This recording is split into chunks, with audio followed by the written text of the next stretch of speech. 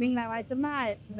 တော့ထိုင်ထွန်းပါကျမကတရုံမြို့နယ်ရဲ့ဒေသဖွံ့ဖြိုးရေးစီစဉ်မန်နေဂျာဖြစ်ပါတယ်အခုငရင်တန်ကြောင့်မလို့တရုံမြို့နယ်ကစိုးအားစာထိခိုက်ခံစားရပါတယ်အခုလက်ရှိကျမရောက်နေတဲ့နေရာကတော့ဒီမြို့ပေါ်ရက်ွက်တွေကစိုးအားဆုံးထိခိုက်ခံစားရတယ်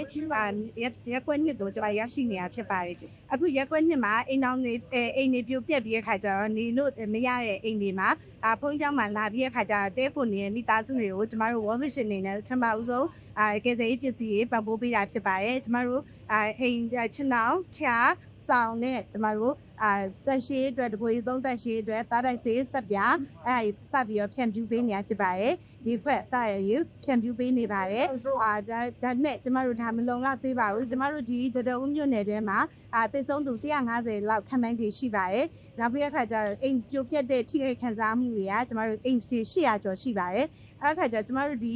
ကယ်ဆယ်ရေးပစ္စည်းကကျမတို့ဒါစတင်ဝေလာပဲဖြစ်ပါတယ်ဒါပေမဲ့လို့ကျမတို့မလုံလောက်သေးပါဘူးနိုင်ငံတကာအလှူငွေတွေဆက်လက်ပြီးခါကျရရှိပြီးတော့ဒီကမကပူပြီးထိထိရောက်လှုပ်ဆောင်နိုင်ဖို့မျှော်မှန်းပါတယ်အဓိကဒီမှာတော့လက်ရှိလိုအပ်နေရတော့တောက်ရည်ပေါ့နော်တောက်သုံးရည်ပြက်လက်နေပါတယ်တောက်သုံးရည်လိုအပ်နေတဲ့အတွက်ကြောင့်မလို့ရေးပေါ်ကယ်ဆယ်နိုင်ဖို့အတွက်ကျမတို့စူးစမ်းနေပါတယ်ကျေးဇူးတင်ပါတယ်